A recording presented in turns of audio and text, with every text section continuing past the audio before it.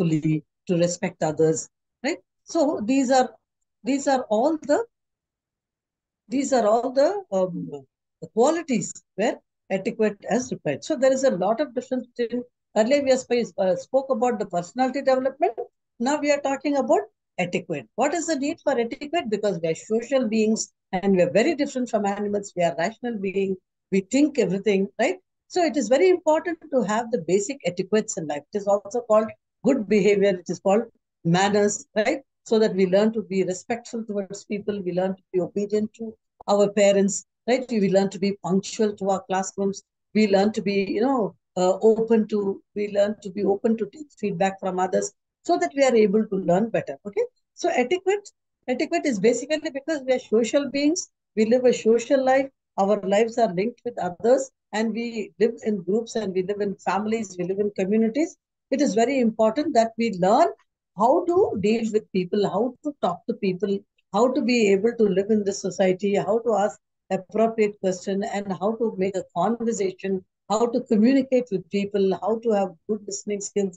All these are kind of a personal etiquette that is taught to us. Sometimes we bring it, learn from our homes, and other times as we keep going to our schools and colleges, we increase peer pressure and all these kind of things. So that we pick up a lot of this stuff. Yeah, but at the end of the day, we are expected to we have a good behavior. That is what is important. Good behavior is being not only loving and kind to myself, but also loving and kind to everybody who comes into my life, by being respectful, by honoring our parents, honoring the elders. These are all part of the personal etiquette, right? When you're talking to people, how you look at them, make an eye contact, smile, give compliments, all this part of it. Okay. Professional etiquette, there is also something called professional etiquette and work etiquette. What is professional work etiquette? Like these kind of behaviors that we practice in our workplaces, the behavior that we practice when we are in the classrooms, right? The behavior which is important for us so that we maintain peace and harmony when we are interacting with others. So some of the principles of the professional to have proper work etiquette is to be punctual, to be on time, to work early, to be sincere, to complete our assignments, to complete our work, to be polite, to be pleasant, to be courteous, right? And also effective utilization of our skills, to discover appropriate skills that we have and to utilize the skills in a positive manner. Understand the unwritten rules also, right? Sometimes we have, elderly people who wants to, like the boss, and he will always want to, understand, the office work ethics and to participate in the office work ethics, to be able to cooperate, to be able to, collaborate, to be able to do the teamwork. So all this comes in the part of the work ethics, right? And it all comes in the professional way. And also to be flexible. Like sometimes we cannot say this is only my job. I'll only do this job, right?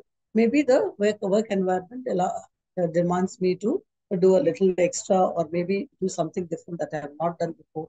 So learning something new and being helpful, being kind, helping others, right? And at the same time to be able to complete and achieve what is the goals of the organization, right? And also meeting people, right? Verbal and non-verbal behavior that defines our skill, like a confident handshake, right? To make a solid connection. Like now when you are doing online work, to be able to connect online, to be able to participate in the webinars, to show confidence, right? To be able to communicate to authority in an appropriate manner, to know how to introduce oneself, to remember the names of the people, to be able to provide help, and always, use the business card in the business meeting. Then there is telephone etiquette, how you speak on the telephone, right? How you return the calls, how you are very polite on the telephone, how you learn to communicate effectively, how you can maintain a diary. All this is part of the workspace, right? So during etiquette, how you can, during the, dining table, how you use your etiquette, in being very gentle with as you go to eat, to be able to handle how to eat with fork and spoon, to be able to be kind and in a very polite manner ask people to pass on salt or pepper, all these kind of things. So these are all the basic etiquettes, right? Especially if you go to a five-star hotel, right? Or if your office people are organizing some international guests, who are coming for a dining or who are coming for joining you for a particular meal. So these etiquette are, all these are very important. How you eat properly, how you don't make mistakes, how you chew and you don't, talk with mouth full of food, and how you don't smoke at the dining, right? So these are all the etiquettes that is given in your textbooks. So please go through it because today we have a lot to complete because today is the last day, right? So correspondence and etiquette, which talks about letters, mails, right?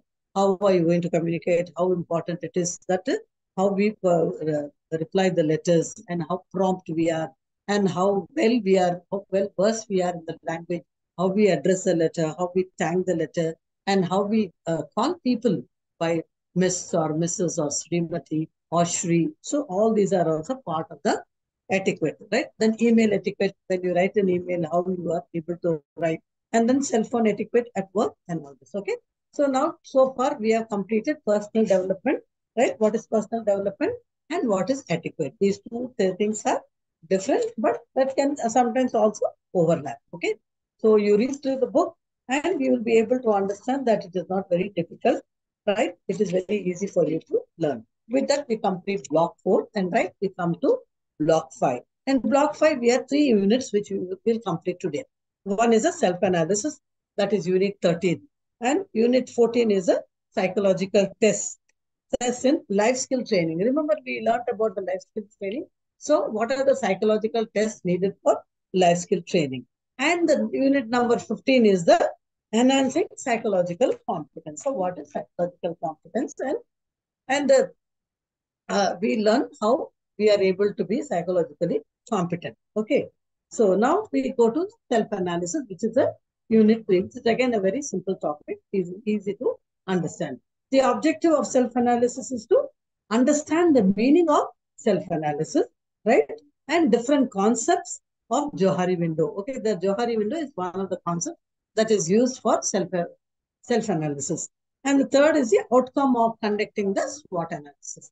SWOT analysis is nothing but it is a kind of a exercise that we are able to identify our strengths, weaknesses, opportunities, and threats. Okay, which will help us in not only understanding and becoming aware of ourselves, but it also help us in our career, choosing our career paths. Okay, so now we are moving to self-analysis. What is self-analysis, right? When you ask yourself this question, what is the self-analysis? Self-analysis is nothing but which helps us to reflect about our own selves and various aspects of our life, right? If you are able to analyze yourself, if you are able to be aware of yourself, a lot of information you will be able to understand and you will be able to be prepared to make the necessary adjustments that is required at different points in life as you journey along. Okay, let us look at what your textbook says. Your textbook defines self-analysis as an evaluation of one's own thoughts and behavior. It is an independent and methodical attempt by one to study and comprehend one's personality or emotion. Okay, so this is an application in psychoanalytic techniques and theories to analyze one's own personality and behavior, especially without the aid of the psychiatrist or the trained person. Okay, so psychoanalysis helps you to do this kind of stuff. Okay, next. Yeah. So that is what is the definition in a very brief manner. Okay. Now your textbook has given definitions of self-analysis, right? In philosophy of um, self in philosophy of self-awareness is the experience of one's own personality or individuality. It is not confused with consciousness in the sense of qualities, while consciousness is being aware of one's environment and body and lifestyle. Self-awareness is the recognition of that awareness. It is the ability to focus on yourself, your actions, your thoughts, your emotions, do or don't align with your internal standard. If you are highly self-aware person, you can objectively evaluate yourself, manage your emotions, align your behavior with your values, and understand correctly how others perceive you. Self-awareness is the ability to see yourself clearly and objectively through reflection and introspection. Yeah, it is a fundamental to being to thrive, not just to survive. Self-analysis mechanism by which the all the above aspects of self-awareness, self-administration, self-admittance, self-aggrandizement, self-annealing, self-annihilation, self-antigen, and self all these kind of things can be reached. To know oneself, the good and the bad, the ugly, provides the opportunities for growth and image. Okay. So there is also another word. So self-awareness is the fundamental thing in order to survive. It is a mechanism where all these to know oneself, right, is very important. So therefore, we have to start with the self-appraisal. Self-appraisal is a very common term used in the corporate sector, also other sector, where you appraise the person, right? Understanding the person, where there is a evaluation of your strength, right? Where it gives you an opportunity for you to reflect on your own doing in your life. Okay. So self-evaluation covers all the individual areas such as our main strengths, our problems and challenges, our key accomplishments and drawbacks, our future goals, long-term goals, short-term goals, our required training and development. But self-appraisal, be sure to emphasize the impact of the work, not just the achievements. It to be proud of your achievements. Don't overrate and don't underestimate. Shift the main focus away. Okay, so while you are doing the self-appraisal, it is always good to be honest so that we don't overrate ourselves. We are able to objectively analyze and self-aware, and we are able to give in the form of self-reflection of who we are and how we are, which aids the person even higher, therefore, is very beneficial. Self-awareness through self-analysis is knowing who that person is in the mirror and how you impact others and what you can or can't do that. Okay. So self-analysis can lead us to growth.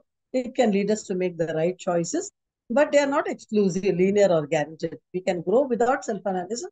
We can analyze and not grow. But if we want to grow, self-analysis is the good start, right? So how to conduct a self-analysis? Very simple.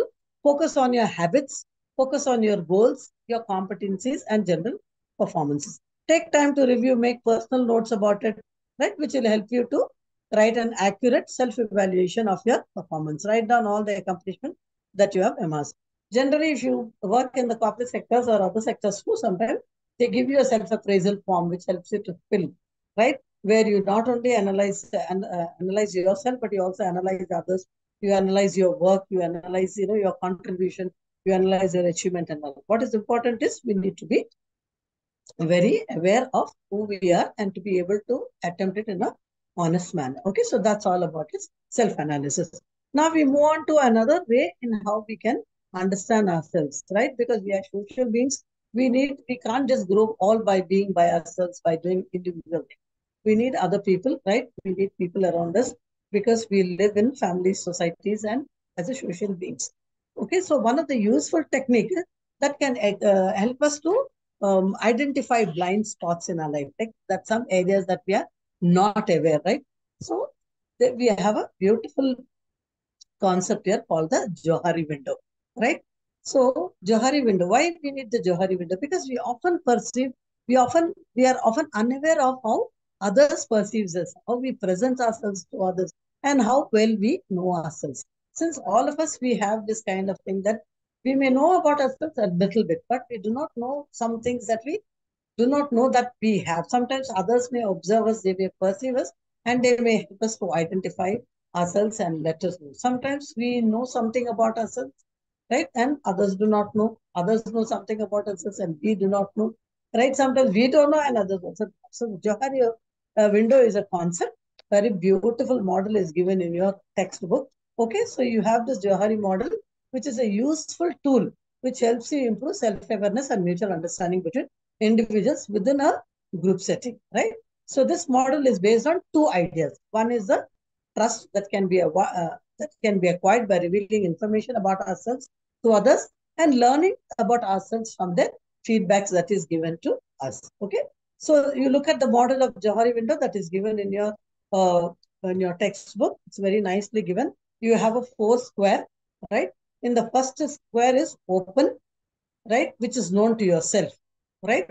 And the second score is the blind spot, right, which is not known to yourself, right? So we have two things. One is known to yourself, one is known to one is known to yourself, one is not known to yourself. On the left-hand side, you have known to others and not known to not known to others. Okay. So in the first one, you have open. The second thing, you have blind spot. In the third square, you have hidden, and the fourth square, you have unknown. Right. So in the open, there is something that is known to yourself. Right. There are some qualities, some aspects about your personality that is known to yourself as well as known to others. So that block comes in known to others. Right. In the second block, you'll find below that hidden. That is, there are some things that only you know, right? Others do not know. So it is not known to others, right? When you move on to the top third square, there is a blind spot, which is not known to yourself. And it is also not known to, not known to others also. And the last spot is the unknown. Unknown is something neither you know about yourself nor others also know about yourself. Right? So it is explained very nicely in another diagram below. Conquer your blind spots by Johari model. You will see the arena, the blind spots, right? The mask and the unconscious. The mask is what we have in the right, what you share and hide, right? This is only yours, private. So when we relate to others, we put on those masks. We don't want to show that part of ourselves. So that is what is all about the mask. The arena is which is very open, which is known to you and to others. The blind spot is what others know about. Like they are able to perceive that or observe that, but you do not know, right? By feedback, you come to know. So that is the blind spot. The unconscious is the last blind. That is unknown. Unknown is neither you know about yourself nor the others know about yourself. Okay, so Johari window is a very good concept by which you can be able to. So the next page is explained in detail about how this Johari window exercise can be done, right? And how when it is done in an atmosphere of trust, in an atmosphere, we are able to take the feedback. Okay. So read up that. It is very simple and important. Okay.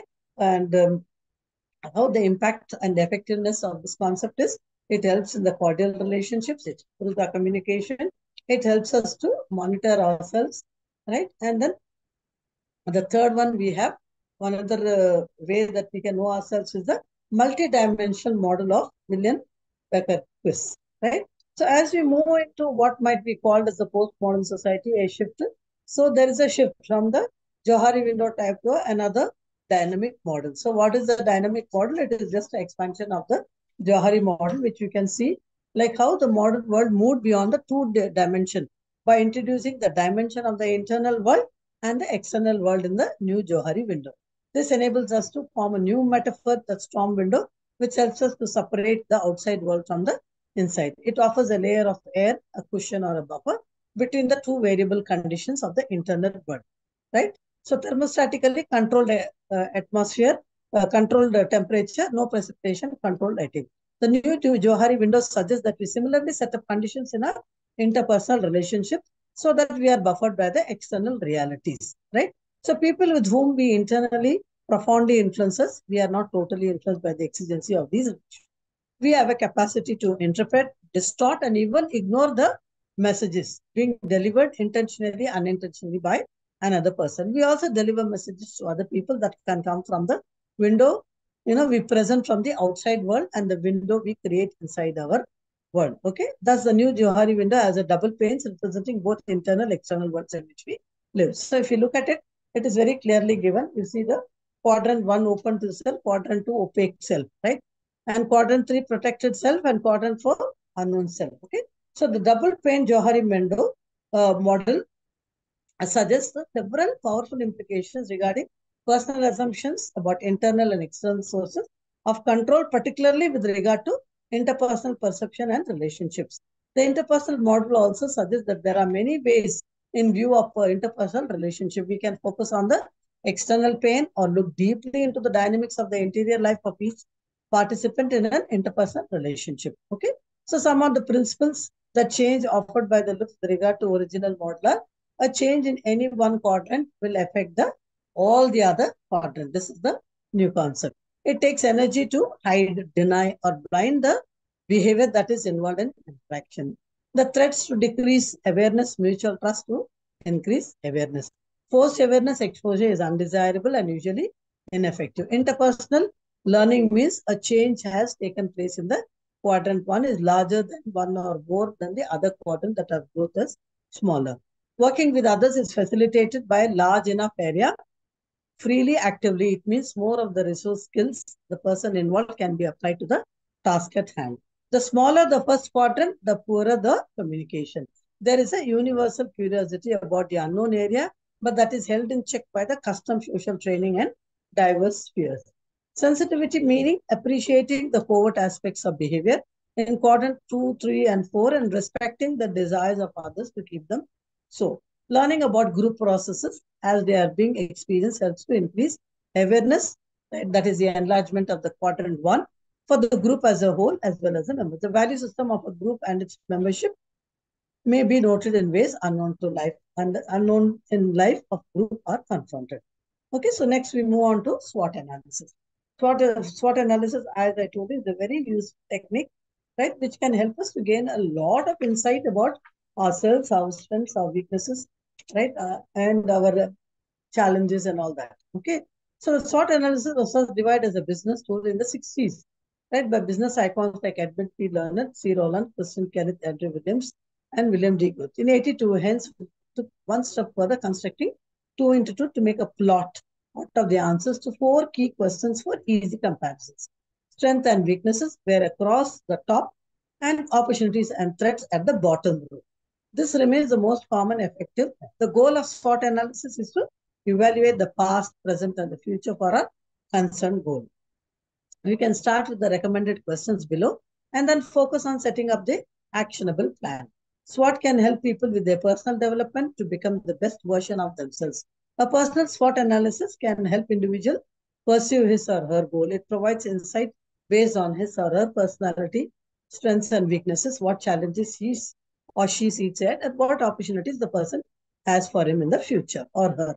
Well, when conducting the SWOT analysis, think about what you want, and with that in mind, try to see the standpoint of view of a colleague or a bystander and view criticism objectively, right?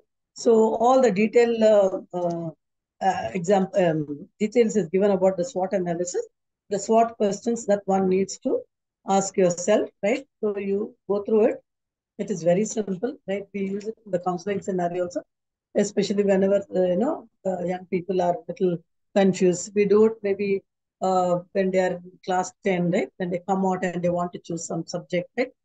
Help the students to be able to make a list of the strengths, identify the strengths that they have, identify the weaknesses that they have, the first two quadrants, and below also write down what are the challenges and what are the opportunities, right?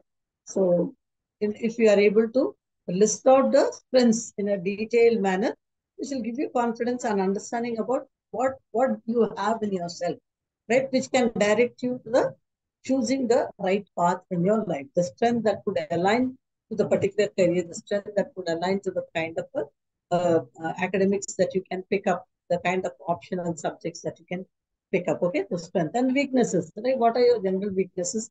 Right, which helps you to also make a choice to be not able to, move towards the weaknesses that is already in you, because that will not help you succeed. So focusing on the strength. And then opportunities. What are the kind of opportunities that are available to you in the market, right? In the around what you see, right? And basing on that, you are able to make the list of opportunities and challenges. And what are the challenges? Challenges also can be internal and external. Like the challenges that comes from within, our own fears, our own beliefs in ourselves, our own mindsets, our own limiting beliefs. All this can be internal challenges, right? And they can also be external challenges. External challenges is the kind of competition that face in the open market, the kind of thing you have, right?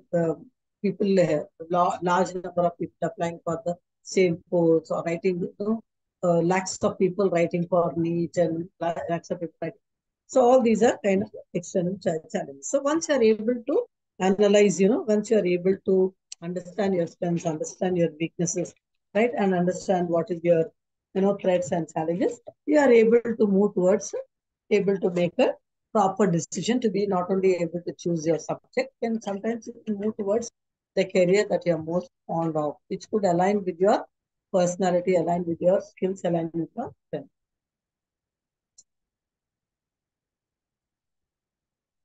Yes. Now we move on to Unit 14. What is Unit 14? Unit 14 covers the psychological tests in the life skill training. We spoke about the life skills training, right, which is important for us to bring the changes that is required. We spoke about the 10 life skill like self-awareness, right? We spoke about coping with the emotion, regulating our emotion, decision making, problem solving, all this. So, what are the psychological tests that is required for us to know, the standardized tests that are available? Okay, so for a trainer who's planning to develop the life skills in people, he or she must essentially know what competencies are the target possess, how much more should be inculcated. Thus, the usage of psychological tests provides standardized information about the abilities, about capabilities, aptitudes, and potential competencies, interests, traits, and states of person, which helps the trainer to understand one's personality and plan for future perspective. Accordingly, intervention programs to develop proper competencies can be planned and implemented. Okay, so what are the psychological tests? It is given in your textbook. Provide stand. Why we need psychological tests? So that we have standardized information about the abilities, capabilities, aptitude, potential competencies, interest, state, trait, and the state of the person, which helps in understanding the personality of the person and planning the future perspective. Anna Anastasia has defined the psychological test as a test essentially an objective and standardized measure of a sample behavior. Another definition is it's a standardized procedure to measure quantitative, qualitative, one or more aspect trait by means of a sample verbal or non-verbal behavior. Okay. So you go through all this definition, a lot more definitions are given. You just take the broad understanding of what is a psychological assessment and how the use of psychological tests in the life skill training, right? So social competence scale. This is one of the tests that is used. It is come by Sharma, Shukla, and Shukla. In this tool, the author employs the concept and construct of Cohen's social competence, right? The item described in the situation are social, familiar, or personal for which the respondents has to choose one of the five options provided. That's what the categories range from high, average, low, and very low. Okay. So it is a scale that is given, right, to understand the social competence. And they'll give you some multiple choice question where you have to rate and then it will be analyzed. The next one is the emotional competency scale. It is again by Sharma and Bharat. This scale is developed by them. The researcher with the scale as a psychosocial competence, right? So emotional competence scale will help us understand our psychosocial competence, right? There are some 30, 35, items with 30 items with five response categories, right? And the author identified the five competencies which they say comprise the emotional competence, which is given very clearly. That is adequate depth feeling, adequate expression and control of emotion, ability to function with emotion, ability to cope with the problems, emotion problems, encouragement of positive emotion, right? So it is a 5 point Likert scale with reliability and coefficient and validity coefficient. Okay. So life skill education training package by Murthy and 2005, right? Edited by him, has numerous scales. And for each item, 10 life skills are one or more tool has been developed in the existing school have been incorporated. So as I mentioned before, the life skill, the decision making, right, which has a self-assessment tool for the decision-making scale, which has some 25 items with the response categories, always, sometimes, and never. Then we have problem solving. Again, the tool, which is the problem solving developed by Murthy in 2005, right, which has 35 items, and then which has the statements like 6 responses. I agree, disagree, strongly disagree, all this. Okay. So here too, the components are identified by the author. Creative thinking set was developed by Murthy. It has 3 sections with 4 exercises. Okay. And for each section, 3 each solutions generated by the individuals. Right? Then critical thinking, again, a child can list 5 or more advantages or disadvantages, giving logical reasoning. Based on the process of thinking, yeah, product composite norms have been established. Then we have effective communication scale, yeah, developed by Kumar Swamy in 2006. He is given 5 marks using skills for communication very well. Okay, so far it will help us to understand the child is rated on the 15 criteria for effective communication. Then we have the another one, interpersonal relationship scale, developed again by Murthy and Agarwal. Right, this is the rate the friends, the classmates on the scales with I like him the most or I heard the most, I dislike him. These kind of markings are given. and gives a picture of one's interpersonal ability. Then we have the self-awareness inventory, again prepared by Murthy, where you list out the strengths and weaknesses in various situations involving family, school, friends, relatives, elders, etc. Right? Which helps us to rate the individual's strength and weaknesses. Empathy. Empathy assessment scale adapted by Murthy and Prasad, which consists of 35 statements, right? Response categories are there. Then we have coping with emotion, coping with stress. Okay, these are all again standardized psychological tests used for various life skills that are very important for us to practice. Okay. Now again, we are defining the essential life skills. Okay. What are the essential life skills? The most essential life skill we talk about is the communication and interpersonal life skill. Okay. So this is a very important thing. We should learn how to communicate verbally, and sometimes we should also be aware of the non-verbal communications, that others are able to do it, or sometimes we ourselves unconsciously communicate. Okay, so that is a very important skill, important for us, which is essential for life. Okay, the other one is decision making and problem solving. It is again another important skill, because in lives we are constantly making choices, and it's very important for us to be able to make the proper decision, choose decision. And also life throws challenges all times at various stages of life. So if we know how to solve our problems in a way that will be helped us to move forward, life becomes a little more easier for us, as we journey along. Then there is creative thinking and critical thinking. Again, it is very important that we not only use our creative skills, but we also use the critical. Sometimes we need to understand some things, where we can correct ourselves and learn from. Self-awareness and empathy, which are two important parts of emotional intelligence, which helps us in understanding ourselves and being able to feel for the other people. Assertiveness and equanimity or self-control. Okay, assertiveness is a very important skill, right? Where you set boundaries between not being too aggressive or not being too passive. You take the middle path, right, by being assertive, right? So you are able to stand up for yourself. You are able to say no when you want to say no, right? So assertive skills and equanimity and self-control, right? To be able to be equanimous, a kind of a balance, to be able to have that inner self-control. Yeah, in the terms of whenever we have provocations from outside. Resilience and ability to cope with problems, right? This is the ability to recover from setbacks. So because this is life, we can always be challenged by various. Life keeps throwing at us so many challenges, right? So we should be able to face those challenges, deal with those challenges, right? And be able to come back, right? There is a beautiful quote that says, our greatest glory is not in never falling, but in rising every time we fall, right? So what happens when we rise every time we fall? We become resilient.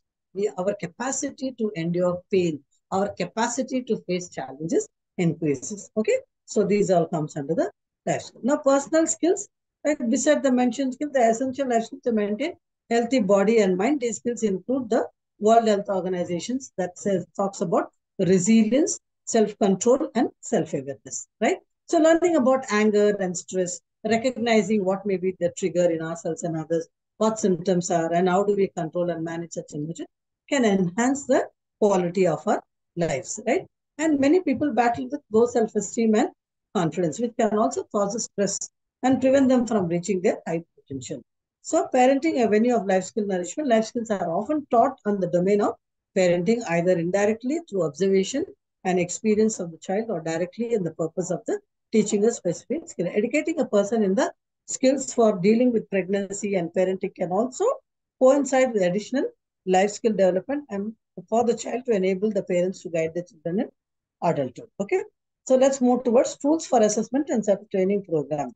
The Rajiv Gandhi National Institute of Youth Development has developed comprehensive normalized life skill assessment scale that was adopted by the members of the researchers. Okay, so more specifically, we have this self-awareness items, which is already we have spoken all the life skills that are here: effective communication, self-awareness, interpersonal skills, relationships, creative thinking, and the perceived strength of the skill, that's self-diagnosis.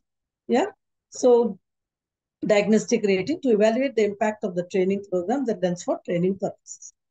Okay, then there's a life skill questionnaire that can also be used. This questionnaire deals with 18 skills and 142 items, right? So these are all about a life skill psychological test. Now, how does the training in life skill benefit people, right? It benefits by helping them to become more confident in them successfully, and it helps them to not only change their attitudes, it also builds competencies, right? The different skills at the will be relevant at different time in one's life. The most important skill is the ability and the willingness to learn. By learning life skills, we increase our understanding of the world around us and equip ourselves with the tools we need to live a more productive life. Okay. So, as I told you, how it is important to build resilience, right? It is important that we are able to deal with the life skills so that we are socially, emotionally competent. And that's how, by facing the challenges of life, we not only become resilient, yeah, but we also become leaders, people who take initiative. We develop leadership skill. We are able to manage money, time management, money management, self management, stress management, relationship, and learning the communication, yeah, is important. Okay, so with this, we completed this unit 2 and we come to the last unit. The last unit is unit 15, that is enhancing psychological competencies, which is again very simple to understand. Let us see what is the objective of this unit 15. The objective is to understand and learn what competence to be developed to handle the challenges of contemporary life, to tackle the negative aspect of socio-technological influences, how to make necessary adjustments with other cultures, impact of migration, factors that influence the choice of occupation. Okay, so this is a very important topic, and as we know, we are faced with a lot of psychological challenges in contemporary life. What is a contemporary life? The speed in which the technological advancement is happening, the way the new things are getting, so many, we are becoming a global village, right? With so much of technology advancement, using our, so much of bombardment of information on the internet, thousands of pages being uploaded, usage of social networking sites, I know, like Facebook, Instagram, Twitter, and so many other things, right? And usage of cell phone now, and small children use cell phone, getting addicted, addicted to cell phone, getting addicted to substances, addicted to betting, gaming. All these are part of the contemporary life that we are facing. Okay, the challenges that we are in. The term psychosocial. Okay, now, because of the growth of technology and advancement, it is moving at, yeah, it is causing a lot of tensions and conflicts, unhappiness, and lot of unproductive and counterproductive behavior.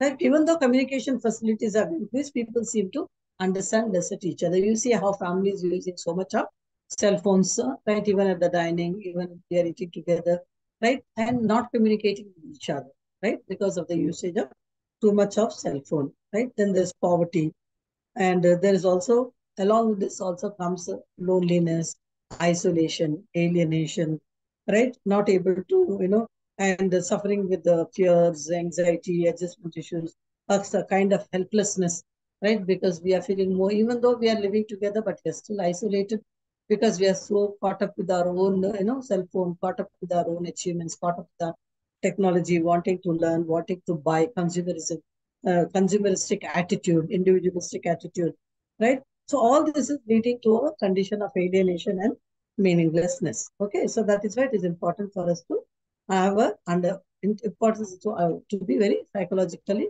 competent, and not just psychologically competent, but psychosocial competent, which implies an active role in the various and particularly evolved principle which helps maximize the psychological resources. We have Skinner for bringing the possibilities of psychological behavior. Okay. So socio-technological changes, as I told you, the effects of technology, that is so much, right? Which health apps that track chronic illness, health apps, Okay, so the effect of technology, we always see in social technology now, the disease have been increases the immune. The negative effects, especially the psychological effects, are so much, right? Such as that happiness is correlated with popularity, right? These days we have young people, the usage of social media, where they are upset if they don't get likes on the post, right? And there are suicides also, which is a very, common, especially among the youngsters and in the age group of 19 to 32 years, right? Spending a lot of time on social media, getting into, as a mentioned to you, gambling, betting, gaming, all this also cause a physical strain, right? Because of so much usage of the cell phone and a physical strain, eye strain, because constantly looking at the blue blue color, right? And not sleeping. Sleep issues are messed up, right? And getting so digital, the impact on the children. Yeah, it is elevating lot of problems, right? Even the posture, that because we are bending so much, right? Our neck, the core, back, everything gets affected, and our brain also gets affected, and we are not able to sleep. Okay, so there is a lot of need to controlling the screen time. And then we have also the cultural differences, right? Where in today's world, in global technology, because of interaction across cultures around the world, common and these children and youth today are need to be prepared to enter a new type of workforce, right? Because diverse cultures have brought certain issues and inequality, biases, and breakdowns in intercultural communication patterns around racial and ethnic lines, stereotypes, right? So culture is the characteristic and knowledge of a particular group of people, encompassing language, religion, cuisine, social habits, music, and arts. The core of culture is formed by values which have strong emotions.